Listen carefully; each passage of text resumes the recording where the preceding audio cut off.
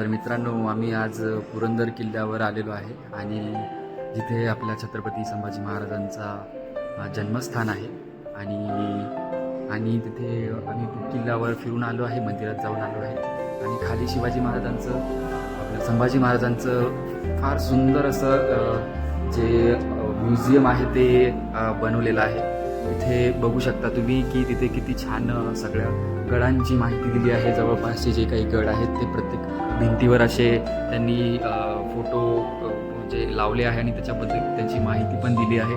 त्याच्यानंतर अजून बघू शकतो आपण की लढाईमध्ये जे काही मराठ्यांनी वापरलेले भाले आहेत ते पण इथे त्यांनी संवर्धन करून ठेवलेले आहेत. असंच तलवारी आहेत आणि इथे तलवार एक घोड्यावर जी वापरण्यासाठी तलवार होती ती त्याचं सगळं पूर्णपणे त्यांचं नाव प्रत्येक कुठल्या मूठ कोणती, गांजा, फूल, खजाना, नेत्र असं प्रत्येक त्याचं वर्णीकरण केलेलं आहे.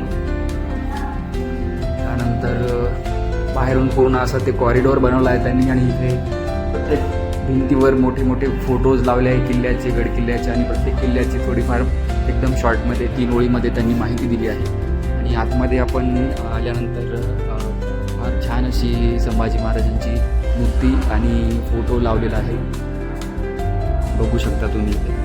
त्यानंतर असंच या मधल्या म्युझियममध्ये संभाजी महाराजांच्या जे काही कारनामे त्यांनी केले आहेत त्याच्याबद्दल थोडक्यात माहिती दिली आहे. जसं की इथे महाराजांनी येसूबाईंवर जबाबदारी दिलेली श्री सखी राज्ञी जयती नावाचा राजमुद्रेचा स्वतंत्र शिक्का ह्या येसूबाईंकडे सोपवला होता आणि त्यांना जे त्यांचं मुलुकी प्रशासन आहे त्याची जबाबदारी त्यांना दिली होती. त्यानंतर सुजलाम सुफलाम हा एक त्यांनी कार्य राबवलं, ज्याच्यामध्ये पाण्याचा तुटवडा होत होता. त्याच्यामुळं दुष्काळाचे संकट कसे भागवायचे म्हणून ओढे, नाले, नद्या अडवून बंधारे बांधली, तळी निर्माण केली. त्यानंतर गडांवर कालवे, त्यानंतर छोटे छोटे तळे असे बांधून पाण्यासाठी चांगला साठा तयार केला, बघू शकता इथे.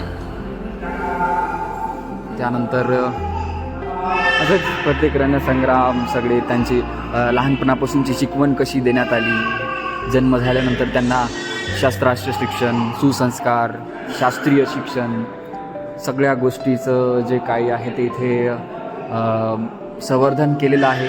खूप सुंदर बनवलेलं आहे या गोष्टी. आणि इथे मानवंदना, जिथे संभाजी महाराजांची जे समाधी स्थळ आहे त्याचा फोटो आहे इथे. आणि इथे एक संभाजी महाराजांची मूर्ती आहे आणि स्वराज्याभिषेक केलेला 16 जानेवारी 1681 साली जो राज्याभिषेक झालेला संभाजी महाराजांचा तोही हा इथे फोटो लावलेला आहे. आणि मित्रांनो, इथे उभा आहे मी तर माझ्या अंगामध्ये स्वतःची एक अशी ऊर्जा निर्माण होत आहे की म्हणजे अंगावर अक्षरशः काटे येत आहेत उभं राहून. म्हणजे काय माहिती, तो शिवाजी महाराजांचा, संभाजी महाराजांचा, स्वराज्याचा एक आपल्या रक्तामध्ये दबदबा निर्माण झालेला आहे आणि अंगातून अक्षरशः शहारे येत आहेत. प्रत्येक फोटोकडे पाहिल्यानंतर डोळ्यातून पाणीसुद्धा येत आहे.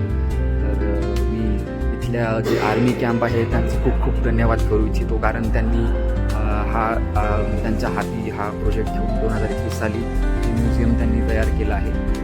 तर त्यांना मी खूप खूप धन्यवाद देऊ इच्छितो. आणि सरकारला माझी एक विनंती आहे की तुम्ही प्रत्येक जे किल्ले आहेत त्यावर असं काहीतरी म्युझियम छोटंसं ज्याच्यावर थोडीफार माहिती लिहिलेली असावी, म्हणजे आपल्या पुढील जनरेशनला जे आपला इतिहास आहे ते कळायला पाहिजे.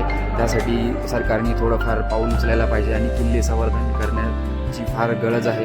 महाराष्ट्रामध्ये एवढे 350च्या वर किल्ले आहेत शिवाजी महाराजांचे आणि त्यातले काही हार्डली 3-4 किल्ले जे आहेत त्यांनी थोडेफार चांगले संवर्धन केलेले आहेत. शिवनेरी झालं, रायगडावर थोडेफार अवशेष आहेत. आता पुरंदर किल्ल्यावर कुठलेही अवशेष बाकी नाही आहेत. तर ते कुठेतरी खंत वाटते की आपल्या मराठी माणसांचा इतिहास जो आहे तो विलुप्त होत चालला आहे.